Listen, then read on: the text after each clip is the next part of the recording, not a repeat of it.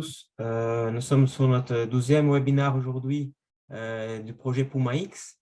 Aujourd'hui, avec moi, j'ai Philippe Bourg, directeur général de l'IGO, qui c'est une plateforme, je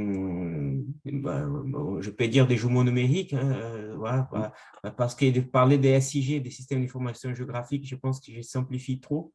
Et aujourd'hui, le but, c'est de parler, de discuter un peu sur la notion des… à quoi ça sert un jumeau numérique, à quoi ça sert l'information géographique spatialisée dans la gestion de la crise. Et comme d'habitude, je m'excuse pour les gens qui nous rencontrent à chaque webinaire, mais pour les nouveaux participants, je commence à parler du projet Puma X. Et j'essaie d'expliquer un peu la démarche et de comment ça se passait, et comment ça se passe, comment ça s'organise ce projet. D'accord.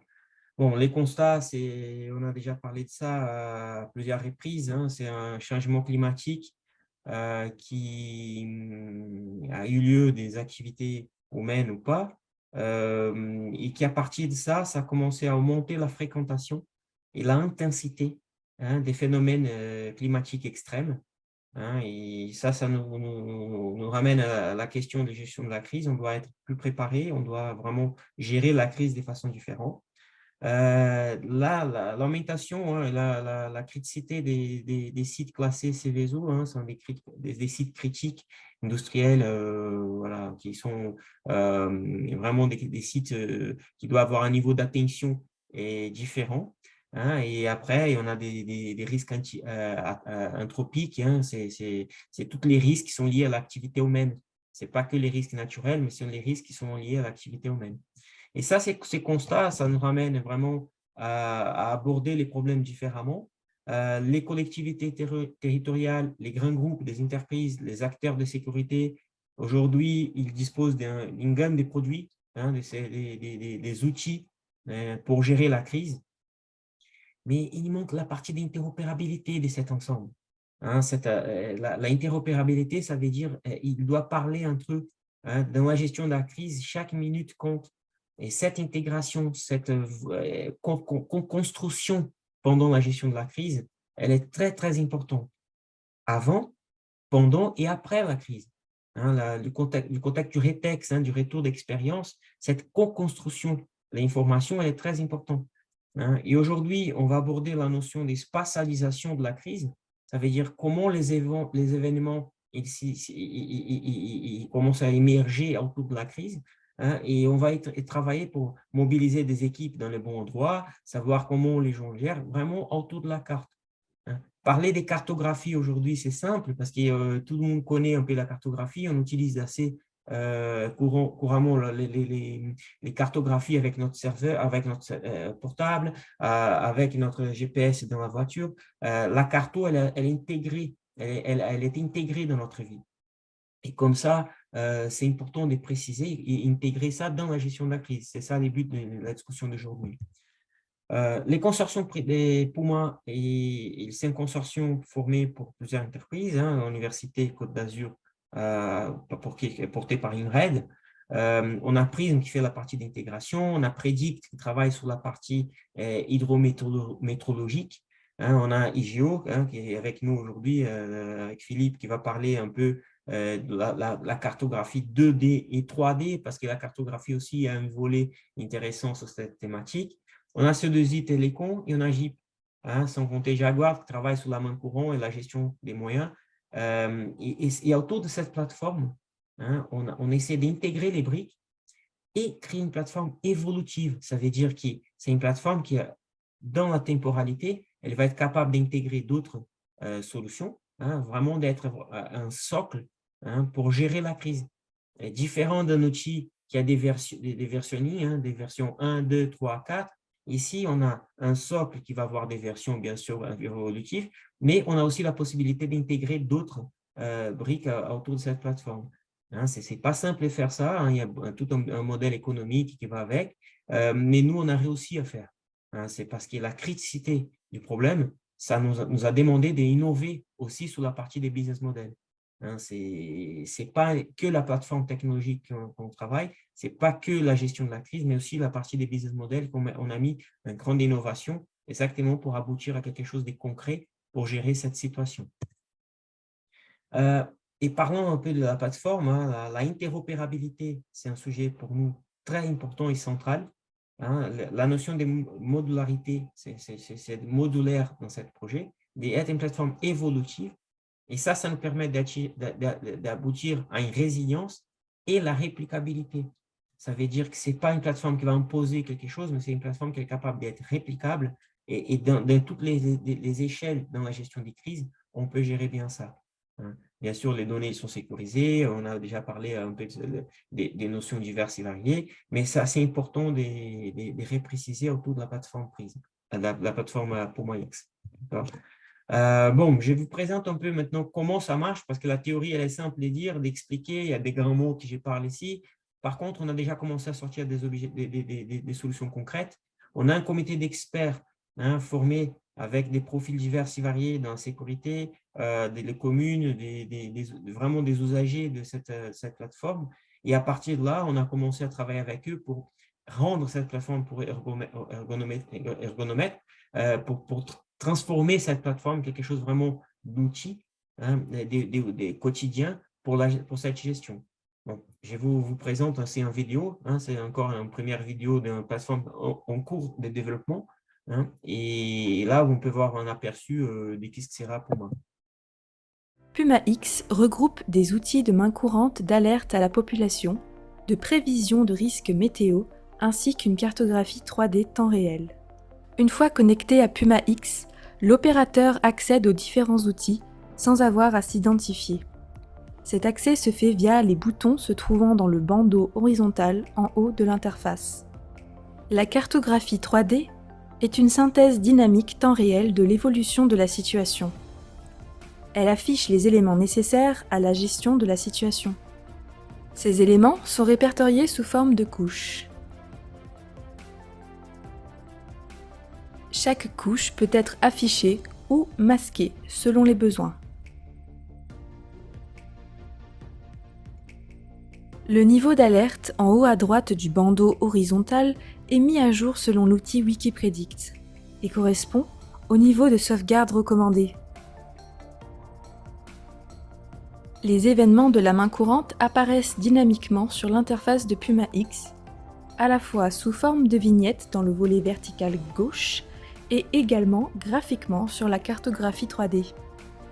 Tout comme les couches de la cartographie, les événements peuvent être masqués graphiquement sur la carte 3D. Des raccourcis de création d'un nouvel événement de main courante ainsi que des téléalertes à la population sont également disponibles depuis le menu vertical. Tous les événements, qu'ils soient générés depuis l'interface de PumaX ou de l'interface de chacun des outils de la plateforme, seront enregistrés dans le système de main courante. Ceci assure une fédération de tous les événements liés à la situation. Le passage en mode crise est effectué manuellement et requiert une validation. Lorsque le mode crise est déclenché, un chronomètre démarre indiquant depuis combien de temps la crise est en cours. Lorsqu'un nouvel événement de main courante est créé depuis l'interface de l'outil main courante ou depuis l'interface de PumaX, celui-ci s'affiche dynamiquement à la fois dans le volet vertical gauche, dans la liste des événements ouverts et également graphiquement sur la carte 3D. Un clic gauche sur la vignette depuis la liste des événements ouverts permet d'ouvrir automatiquement l'événement dans l'outil de main courante afin d'accéder aux détails de celui-ci. L'utilisation de fenêtres flottantes pour le détail des événements permet de travailler sur plusieurs écrans. Il est possible de visualiser rapidement les caméras proches de l'événement. Il suffit pour cela d'afficher la couche des caméras, puis de cliquer sur le symbole de celle-ci depuis la carte 3D. Une vignette de la caméra en live s'affiche. Pour accéder au playback de la caméra, il est possible d'utiliser la barre de temps affichée en bas de la fenêtre. Vous pouvez ouvrir plusieurs fenêtres de caméra sur l'écran. Tout comme les événements de main courante, les alertes à la population sous forme de campagnes téléphoniques ou SMS seront affichées dans Puma X.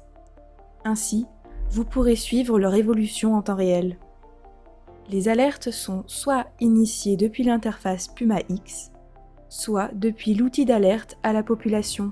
Lorsqu'une nouvelle campagne d'alerte à la population est initiée, celle-ci s'affiche à la fois dans le volet vertical gauche de la liste des téléalertes en cours et sur la carte 3D. Un clic gauche sur la vignette depuis la liste des téléalertes en cours permet d'accéder aux détails de la campagne depuis l'interface de l'outil de téléalerte. Les interfaces de chaque outil sont accessibles depuis le menu horizontal en haut de l'interface. Si vous souhaitez accéder à la main courante, l'interface de celle-ci sera disponible directement dans la plateforme Puma X. Vous retrouvez ainsi toutes les fonctionnalités de celle-ci sans avoir à vous identifier de nouveau. Il en est de même pour l'outil de téléalerte et également pour l'outil de prévision des risques.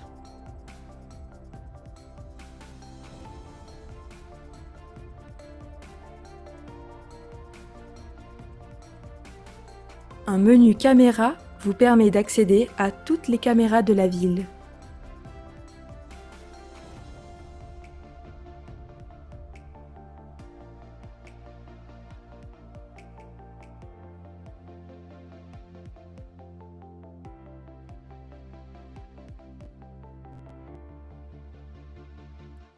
Merci de votre attention et à bientôt. Bon, ben, c'est intéressant de voir que chez nous, on essaie d'adresser les problèmes. Hein. Pour MaX, on a vu qu'il y a beaucoup de choses qui s'y passent. On a l'alerte à la population, on parle de projets, on parle de la main courante, mais on tourne l'outil autour de la cartographie. Et c'est cette cartographie qui nous permet de visualiser exactement les spatialisations de la crise. Hein. Quand on a parlé beaucoup sur l'innovation, on partage la solution dans les clouds. Ça veut dire que nous, on a une solution cartographie que ce n'est pas simple à faire dans les clouds. On traite les temps réels des données, on spatialise ça, ça aide à la décision. On utilise des jumeaux numériques en 3D. Et là, j'ai un spécialiste avec nous aujourd'hui exactement pour discuter ça. On a les PCS dynamiques en 3D. Ça veut dire que basé sur la carte, on est capable de vraiment gérer tout ça. On a les hypervisions qui permettent de vraiment traiter des données hétérogènes et lancer des choses. Et là, on va cibler des alertes. Sur des périmètres spécifiques, on peut cibler des alertes à la population exactement pour être plus efficace sur cette thématique. Et c'est cet ensemble, dans cet ensemble qui, pour Puma X, vraiment, il apporte une très valeur ajoutée, une très forte valeur ajoutée. Bon, c'est un projet collaboratif, des recherches et développement. Il est soutenu par l'État, aussi pour la région Provence-Alpes-Côte d'Azur et la région Occitanie et la métropole d'Aix-Marseille. On a aussi des villes qui nous soutiennent, qui nous accompagnent dans ce projet. La première ville, c'est la ville de Cannes. On a notre V0 où on travaille beaucoup avec la ville exactement pour tester en temps réel et valider les choses. Mais par contre, on a plus de 18 villes qui nous accompagnent aussi dans notre quotidien de développement exactement pour nous aider à améliorer la solution. Cette solution, ce projet, il était labellisé par l'école SAFE, qui c'est un cluster qui travaille avec nous, et pour le Aqua Valley. C'est deux labels des pôles de compétitivité qui validaient ce projet. Et les investissements des recherches et développement, c'est autour des 3,8 millions d'euros. Et on a aussi la contrepartie des entreprises dans le consortium qui fait ce montant réussir très vite.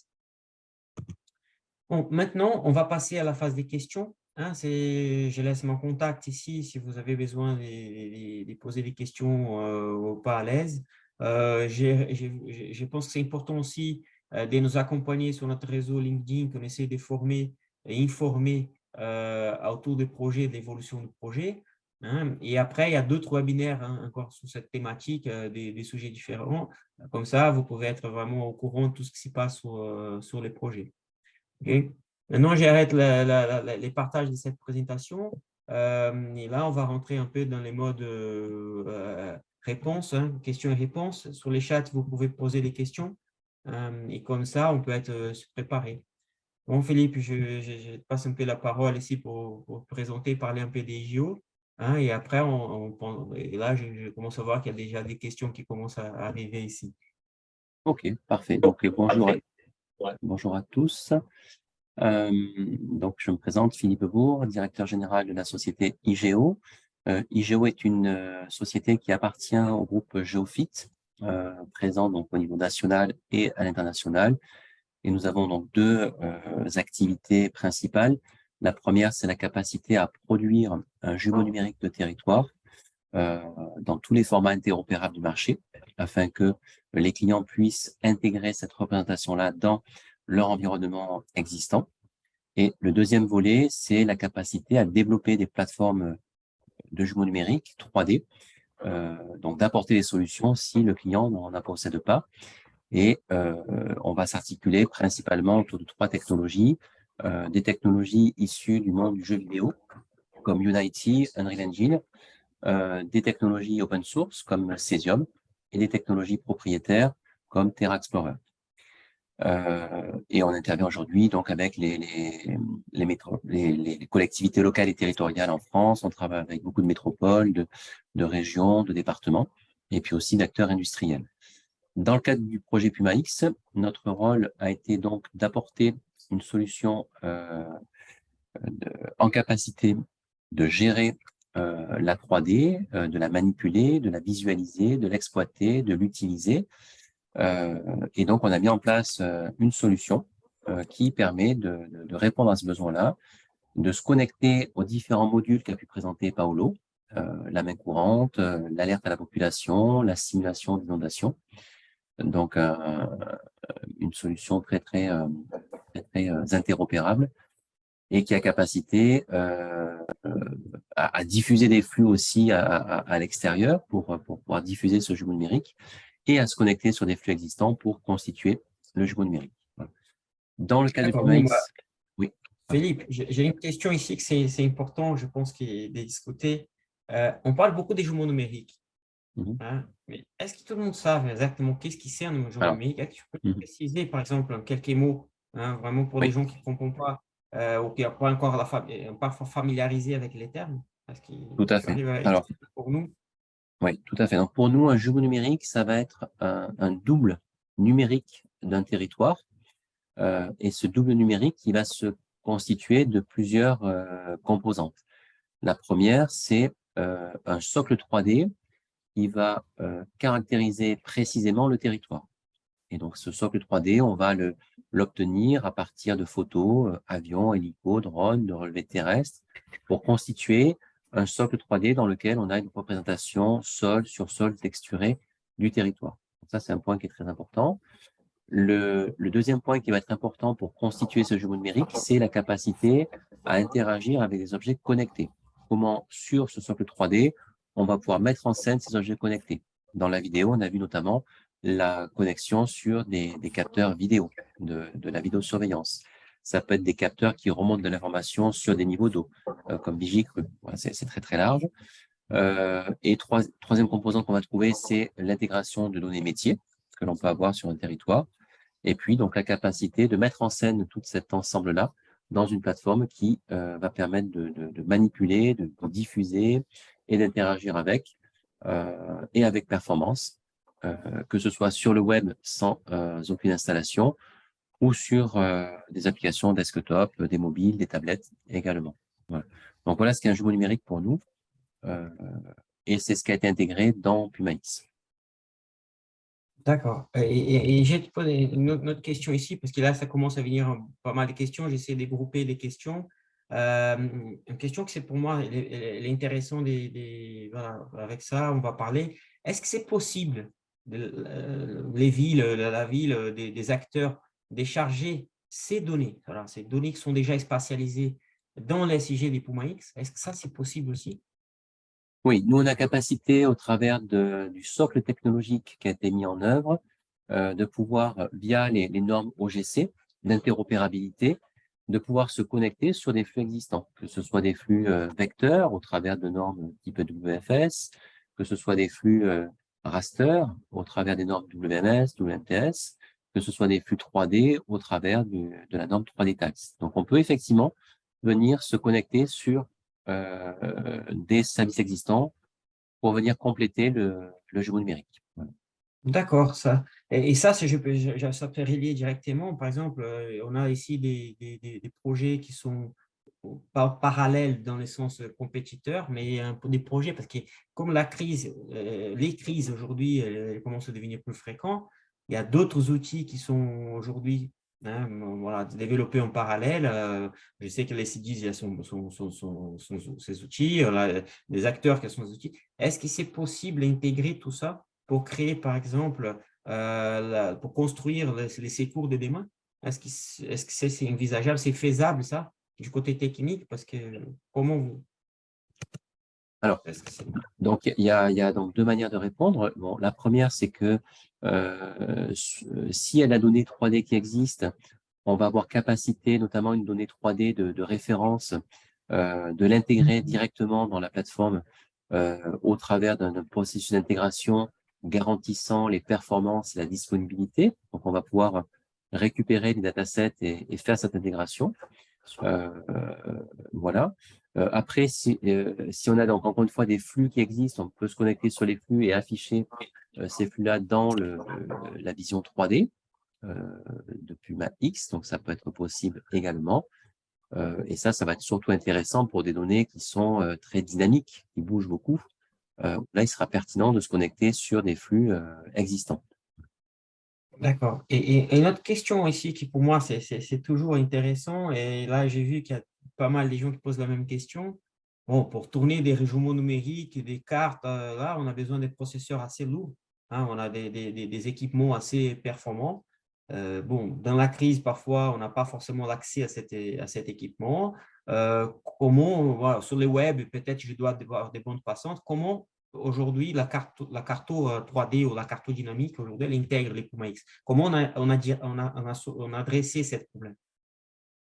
Alors, donc là, effectivement, la cartographie jumeau numérique, plateforme de jumeau numérique dans Puma X a en fait deux modes finalement de visualisation. Le premier et le principal, c'est la capacité à être dans son navigateur Internet pour afficher avec performance et sans aucune installation toutes ces données-là.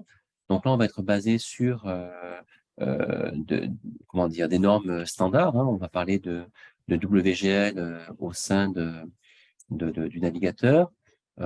On a donc tout un tas de mécanismes d'optimisation, chargement dynamique par rapport à des niveaux de détail, chargement par rapport à ce que l'on voit dans le champ de la caméra 3D.